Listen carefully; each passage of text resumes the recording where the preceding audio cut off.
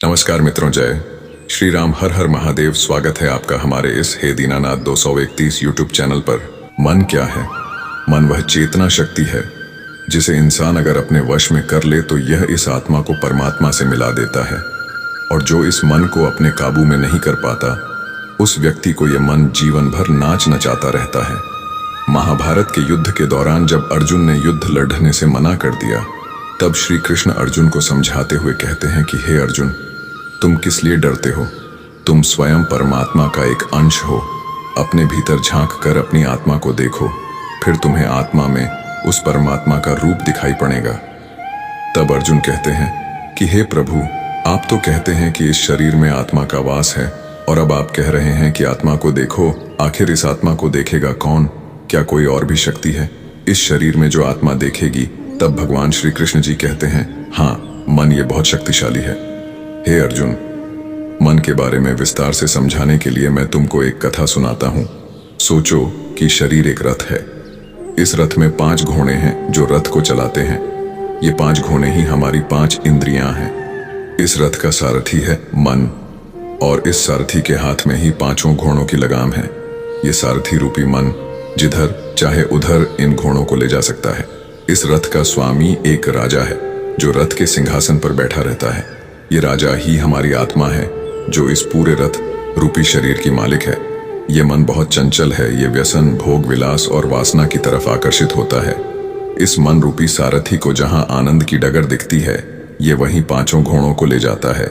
ये मन रूपी रथ का सारथी हमारी इंद्रियों से जो चाहे वो करवाता है और जिधर चाहे उधर ले जाता है। हमारे इस शरीर की जो अंतरात्मा है वो रथ का राजा है। अगर राजा शक्तिशाली है तो वह रथ के सारथी को कुछ भी गलत करने से रोक सकता है। ये राजा पूरे रथ का मालिक है। ये जो भी आज्ञा देगा वो इस सारथी को माननी होगी, लेकिन दुर्भाग्यवश इस मन को काबू करना इतना आसान नहीं है। इसके लिए आत्मा यानी राजा को हमेशा इस पर नजर रखनी होगी। अगर आत्मा मन पर काबू पा ले तो ये मन फिर आत्मा का ही कहना मानता है। हे अर्जुन, ये मन इतना शक्तिशाली है, अगर इसे इंसान ने काबू नहीं किया तो ये जीवन पर्यंत तुमको भटकाता रहेगा, और अगर इंसान ने मन को काबू में कर लिया तो यही मन आत्मा को परमात्मा तक लेके जाता है। इतना बलशाली है ये मन। हे अर्जुन, इस मन की ताकत का तुमको तनिक भी अंदाजा नहीं है।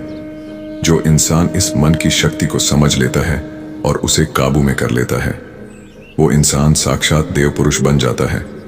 अर्जुन, हे कृष्ण, ये मन इतना बलशाली है तो इसे वश में करने के क्या उपाय हैं? कैसे इस मन रूपी सारथी को काबू में किया जाए? भगवान श्री कृष्ण कहते हैं, हे अर्जुन, इस मन पर काबू पाने के 2 रास्ते हैं। पहला अनुभव, दूसरा वैराग्य। ये मन बड़ा चंचल है। जब भी ये गलत दिशा में जाए इसे रोको, अपने मन को वापस सही रास्ते पर लाओ। ये फिर भागेगा, तुम फिर इसे पकड़ कर लाओ। ये भागता रहेगा, लेकिन तुम हर बार इसे पकड़ कर लाते रहो।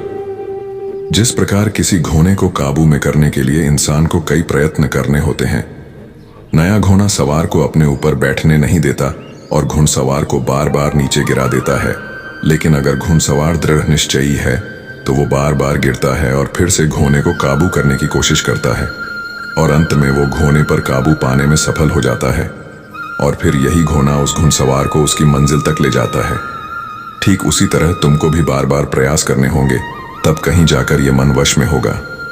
ये प्रक्रिया बहुत कठिन है, लेकिन लगातार प्रयास करने से एक दिन ऐसा आएगा जब ये मन सिर्फ तुम्हारे कहने पर ही चलेगा और तुम इसके सच्चे स्वामी बन जाओगे। दूसरा तरीका है वैराग्य, अर्थात जो बुरा है उसे समझो और अपने मन को समझाओ कि ये बुरा है। बुरी संगति और बुरी आदतों को छोड़ते चलो और अच्छे विचारों को अपनाओ। वैरागी हो जाओ। जो व्यसन है उनकी तरफ कभी ध्यान मत दो। मन में गलत विचार आते ही उनसे दूर हो जाओ। अच्छे विषय की बातें सोचो। इस तरह तुम अपने मन को काबू में कर पाओगे। बुराई बड़ी मीठी है, उसकी चाहत कम नहीं होती। सच्चाई बड़ी कड़वी है, सबको हजम नहीं होती।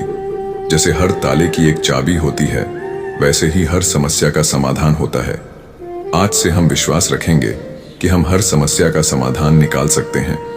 परिपक्वता नहीं होती जब हम बड़ी बड़ी बातें करने लगते हैं, बल्कि परिपक्व स्थिति वह होती है जब हम छोटी छोटी बातों को समझने लगते हैं। आज से हम परिपक्व बने। तो मित्रों, वीडियो अगर आपको अच्छी लगी हो तो मित्रों चैनल को सब्सक्राइब जरूर करें और मित्रों वीडियो को शेयर लाइक करें और मित्रों सच्ची श्रद्धा से जरूर लिखें जय श्री राम, हर हर महादेव।